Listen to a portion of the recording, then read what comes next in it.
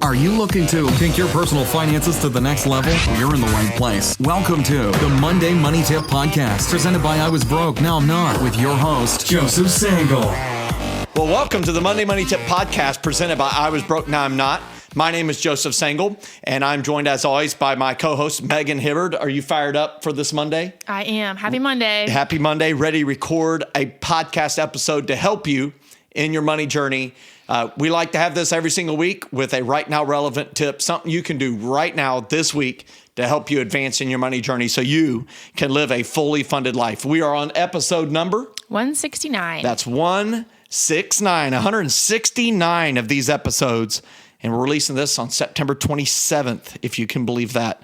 September is over That's at wild. the end of this week. That's amazing. It's flown by. So that means quarter four is going to be starting. We're in the fourth quarter, and that's when you find out what you're made of in football games, basketball games. It's that final quarter. So we're going to try to help you. And today we're going to help you with something that's really, really relevant, very, very important. Tell everybody what we're going to talk about today.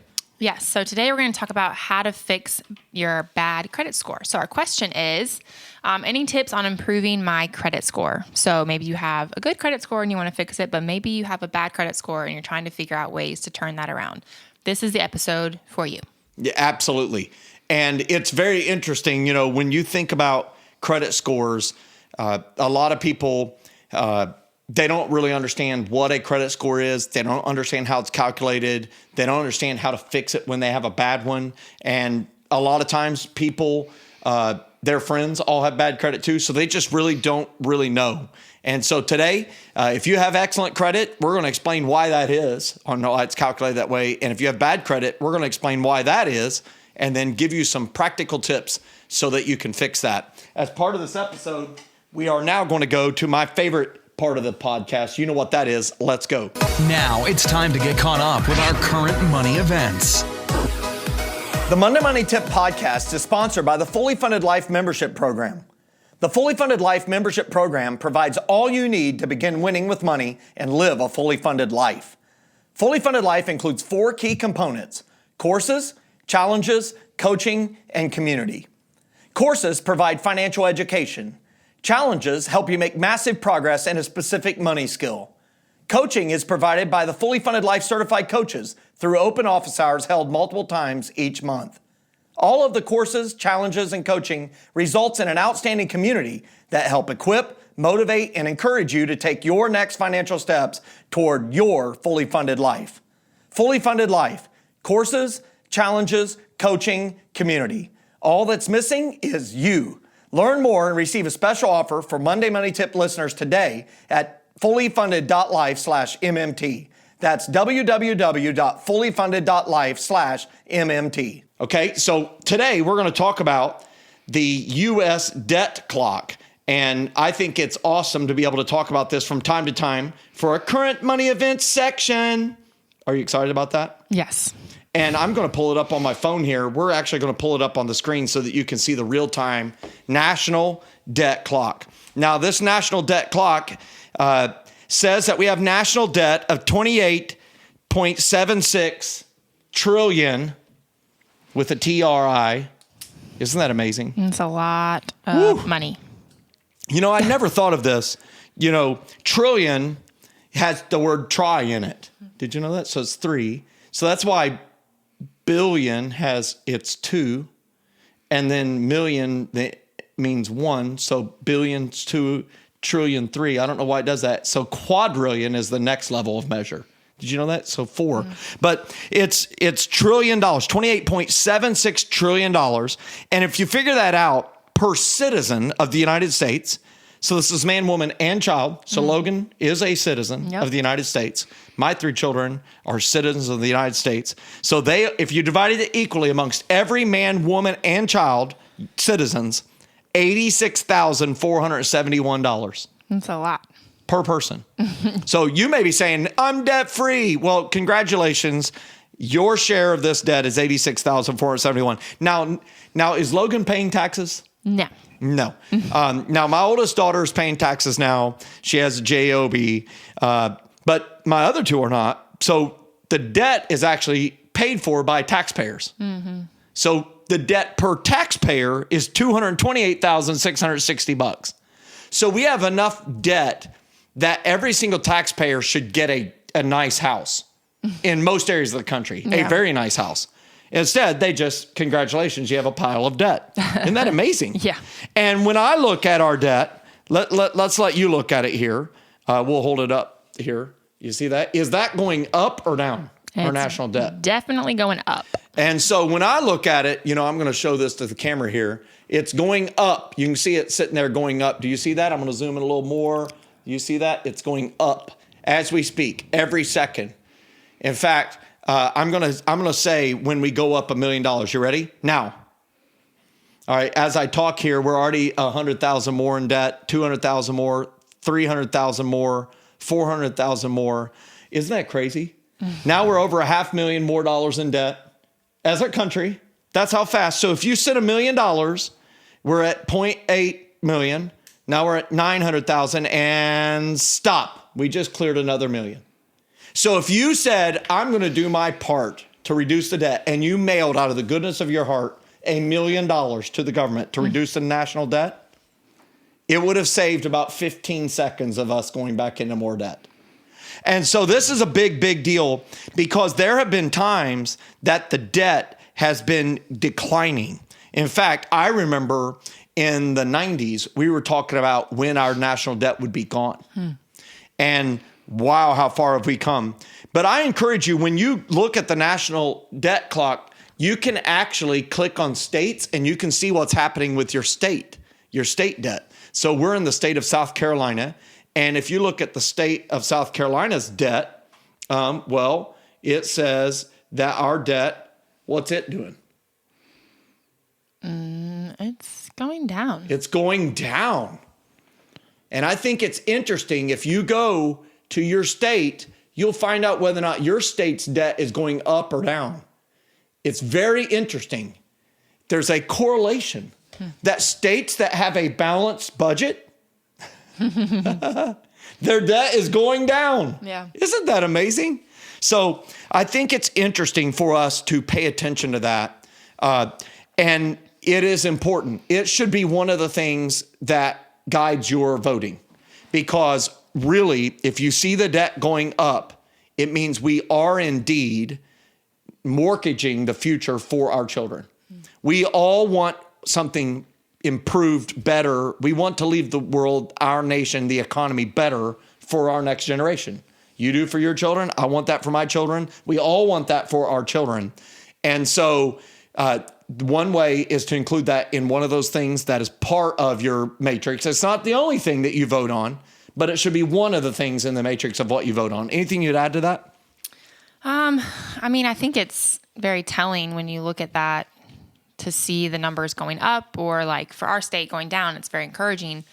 But like what a difference things that we can do can make a difference. Like I know you're very passionate about writing our congressmen and senators and the president and that kind of stuff. And you've gone on a couple of different rants about that. But there are ways that people can help and can make a difference, and things that we can do. And you don't just have to sit by and watch it happen, which I think is cool as like a voter, that there are things that we can do to make a difference. So yeah, you have a voice. And I will tell you, I live in the state of South Carolina. So we have Tim Scott and Lindsey Graham as our senators. And we have our local U.S. House of Representatives members and the Honorable Bryant, Kevin Bryant. And I've written them.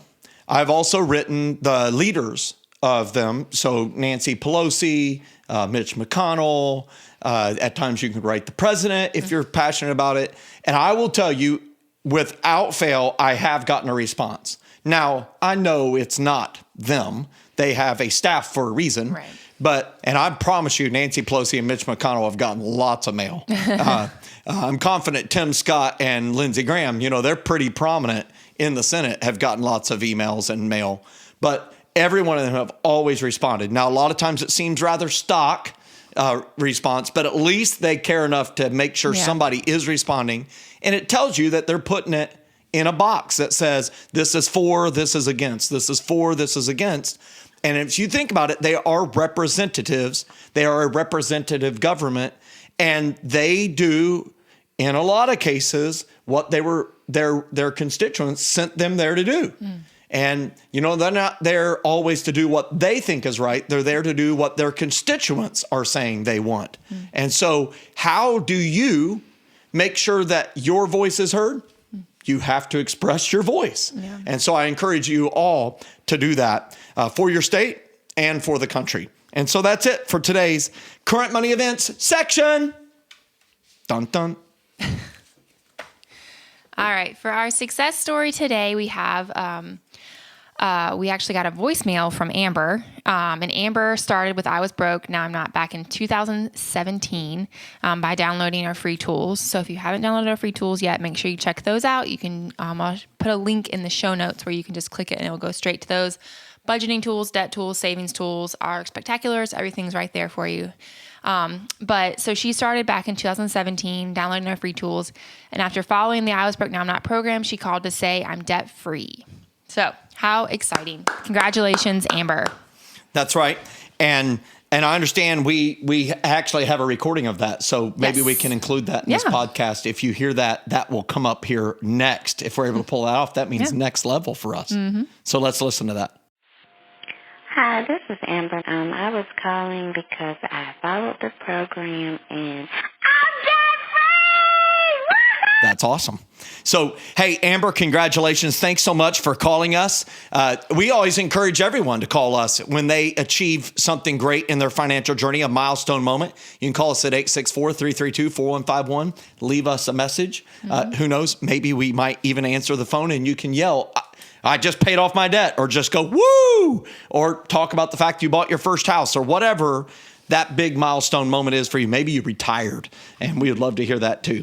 And so let's move on to our core teaching today. What is that about? Yes. So today we're doing tips on improving your credit score. So we have 4 or 5 tips that we're going to share with you guys about how to improve it.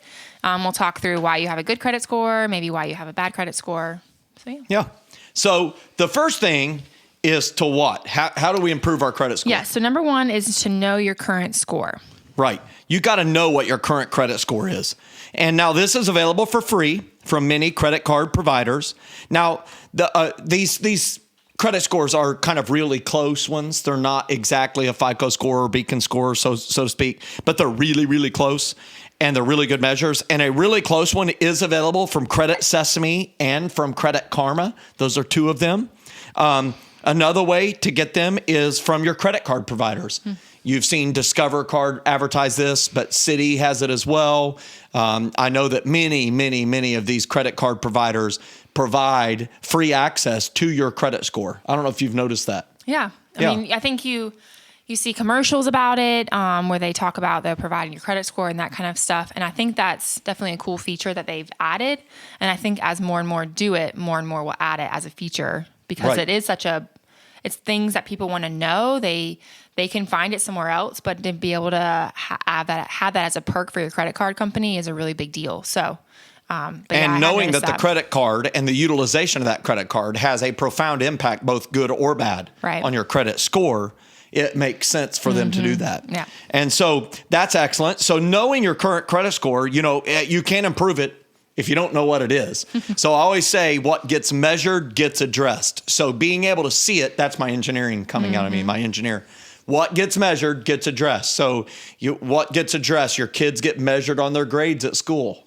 It gets addressed, right? When the bad grade shows up, boom, the test gets graded. Right? That we learn that at a young age. For some reason, as an adult, we stop the measuring process. And this is one of those measures. It's an important one. And one of the reasons it's so important is understanding that your credit score affects way more than just your ability to go borrow money. It affects your insurance rates. It affects your security clearance in the military. It affects your ability to get certain jobs. So having an excellent credit score is way more than just, I get to borrow more money. Okay. So that's great.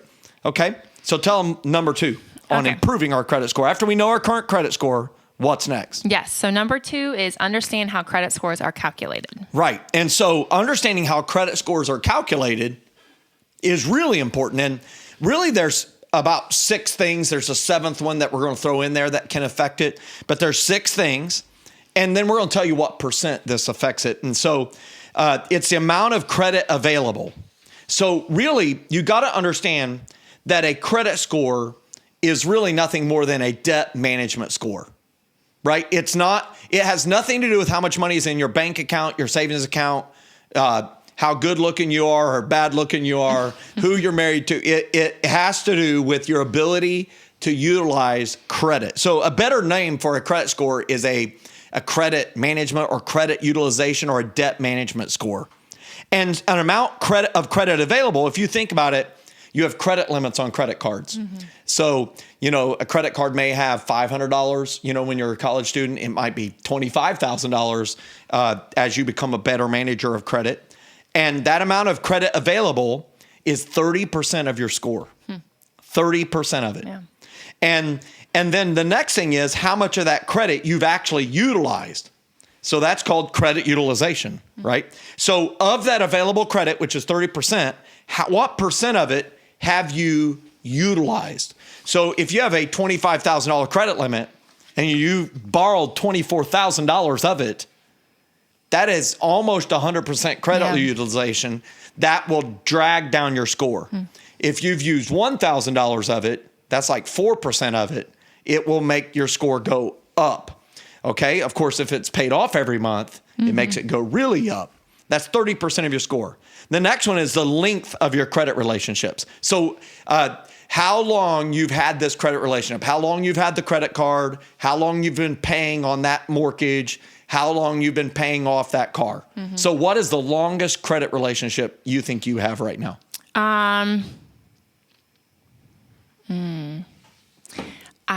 Do you have a credit card you've had since college? No. The only one, this wouldn't be credit, but like for my banking, I've been with the same bank. It's changed names, but since 1994. Okay, well, that doesn't have anything to do with your credit score. But that's the only thing that came to my head. Okay, that's great. So, and then that's important to point out, like the bank account, the savings account, that's a long-term relationship. Yeah. That is an important relationship. If that bank has issued you a credit card, right, all along, that would matter. So the length of those credit relationships are 15% of your score. So if you look at credit utilization and length of the credit relationship, that's almost half your score, 45% of your score. Yeah. And the next thing is your recent credit applications or account opens. So the crazy thing is when you apply for credit, that dings your score for the short term. It's 10% of your score. So it's not a lot. It's 10% of it. But especially, this is why we say if you're applying for a 0% balance transfer credit card offer, apply for one, not four. Right. Because every time you apply, that dings your credit. And by the time you're applying that fourth time, they're like, hey, wait, this is an alert. This person's applying for a lot of credit. Are they in financial trouble?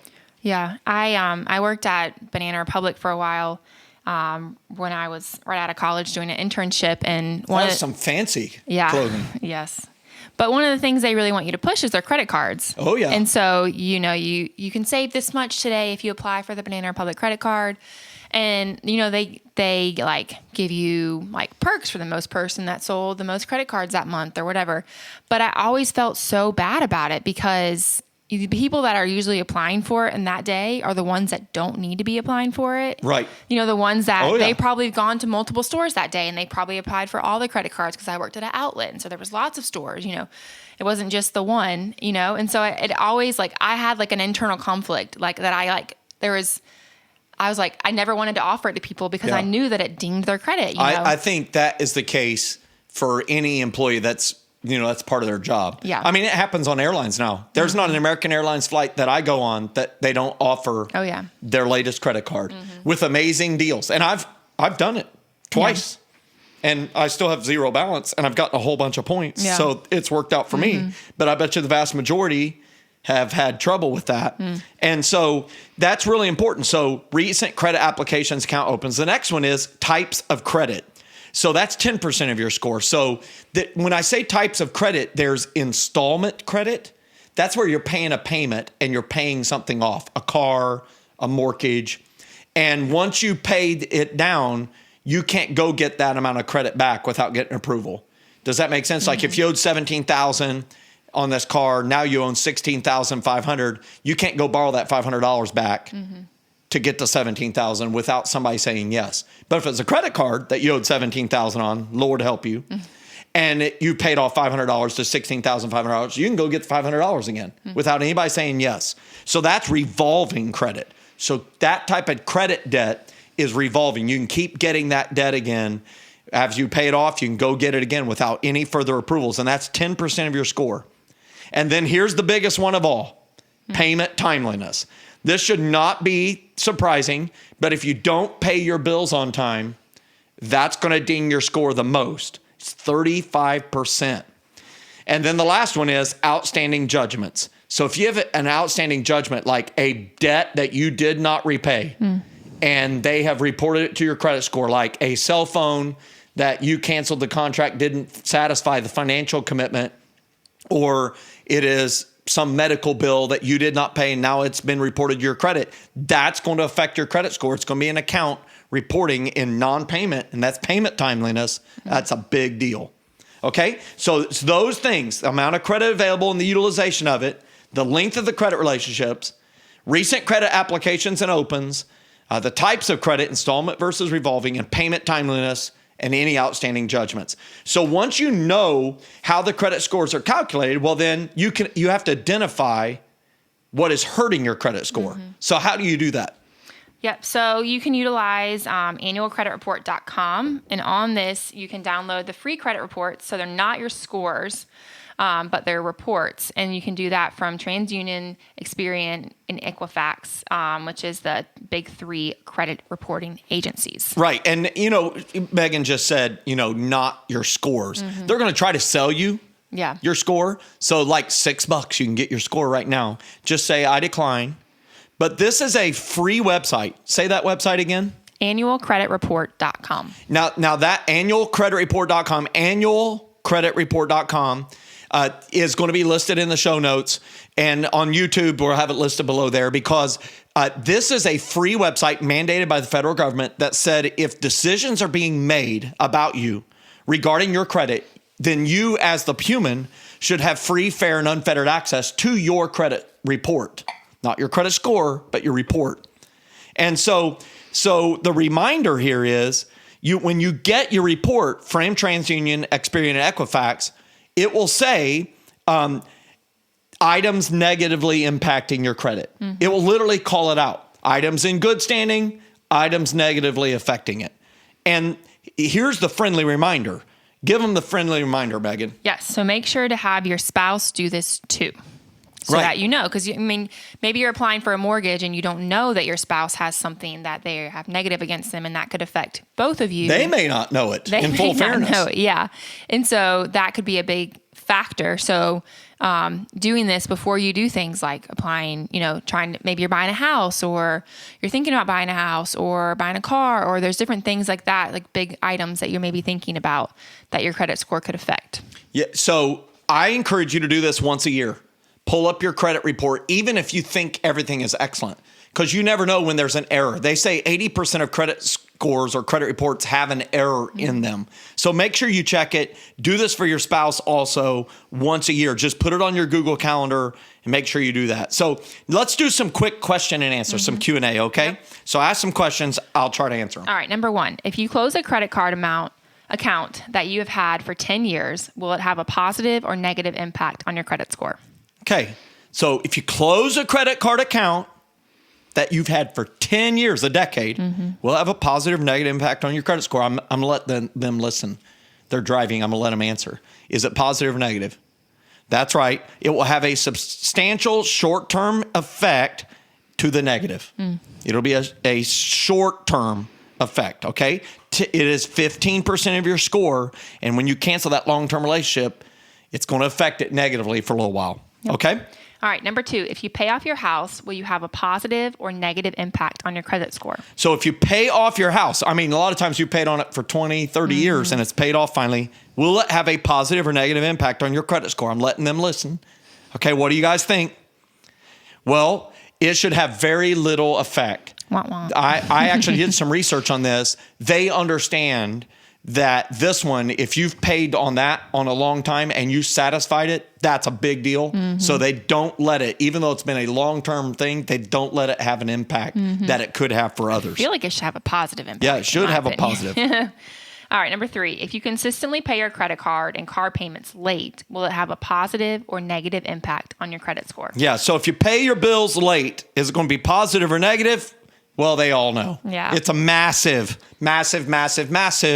straight to the 400s negative financial effect on your credit score. All right, okay? and last one. Isn't this fun?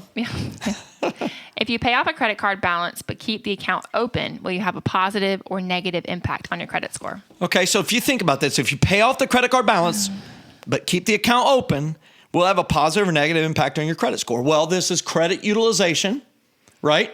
So you have a credit limit and you're using none of it. So low credit utilization means excellent report on your score. You're keeping it open. So every month it gets a month longer in duration of relationship. The payment timeliness, I'm assuming they paid it on time. So all of it is excellent, positive effect. So if you've identified some things that are hurting your credit score, we've talked about how it's calculated, right? How to get your credit report. And we've identified what's hurting it. What is the thing we can do to fix the things hurting it? Yes. All right. So number 4 is prepare a specific plan to address each negative item. Right. You've got to do this. So this is why you got to print out this report, this PDF, and get after it, because this is something I've learned. Doing nothing won't fix it. I've met with so many people who say, well, there's a 10-year statute of limitations and it goes away or it falls off. Well, anytime they make a phone call and talk to a human being, they can count that as a contact and it refreshes that and restarts the clock. So it just chases you forever. And what I've just discovered is doing nothing just doesn't fix it very well. And what you should do as you identify each item is communicate. One thing I love about the credit reports that you get at annualcreditreport.com is it gives you the contact information for every single debt that reports negatively. And you can make the phone call, because sometimes bad debts are sold by companies to debt collection companies. And they're like lottery tickets they're buying. And your debt has been sold to another organization that now has the right to collect from you. And so it gives you the most recent information, the MRI, about who owns your debt, how to contact them. And that allows you to communicate. And what I like is if you think something is on there in error, there are instructions on the back of each credit report that says what to do if you think something has been reported in error. And you have a specific process to follow from each of the big 3. And if you follow that and the company has a right to respond saying, no, this is indeed correct. If they don't respond, it goes away. And I think that's one of the tricks that a lot of these credit reporting or credit improvement agencies does, is they kind of they reject all of them and say all these are in error and hope that one of the creditors doesn't get back to the credit reporting agency. I say, if you owe it, make it good. You've got to address it. And that's picking up the phone, having the challenging, difficult conversation to communicate, even if you can't pay it right now, to work out some plan to pay it in the future so that it starts improving on the day that you enter into those repayment plans. And so that's it. We know having negative credit affects people so desperately, prevents them from the dream of home ownership, the ability to be able to borrow money for an investment, for a business dream. We want people to be able to have the job that they want and not lose the job, not because they weren't a great candidate, but only because they have bad credit score. We want our soldiers to keep their top security clearances, right? So therefore, make sure you follow this process. I think it will help a lot of people. Yep. All right. Our verse for today is Proverbs 22:1, and it says, "A good name is more desirable than riches. To be esteemed is better than silver or gold." That's right. And so I think this is really important. How do you have a good name as it relates to what we've been talking about today? Well, you repay what you've borrowed. You pay what you owe, and you pay your bills. That's how you have a good name, a good witness. And so I thought this was an appropriate verse. You like this verse today? Yeah, it's good. It is. A good name is more desirable than great riches, like huge amounts of riches. It just says, hey, it's way more desirable to be esteemed as better than silver or gold. And that is awesome. So tell everybody what we're going to talk about next Monday as we kick off the month of October, the fourth quarter of the year. Yes. So next Monday, we're going to talk about, do you have oxen? So our question is, I recently read a book, I read your book, Oxen, and it has completely changed the way I view money. I can't wait to get some oxen to help me carry my financial load. Here's my question. Is there one ox you would recommend for someone who is just starting their financial journey? I'm 28, married with our first baby on the way. That's going to be so much fun. Yeah. I can't wait to talk about that. It's going to be very moving. Get it? Bum. And I'm going to try to steer people. We together are going to try to steer them in the right direction. It's going to be utterly amazing. And that's no bull. Yes, that's right. I like it. Heard your jokes. Boom. Mic drop moment. Hey, if you like today's episode, please help us get this podcast out to the people who could benefit. You can do by rating podcasts, leaving a review. The ratings and reviews help us making our podcast better for our listeners. And if you've implemented one of our tips, please send us that success story. You can call us. You can email us. You can write us. You can even write us in the U.S. mail. And also, if you're on YouTube, you can click the subscribe button.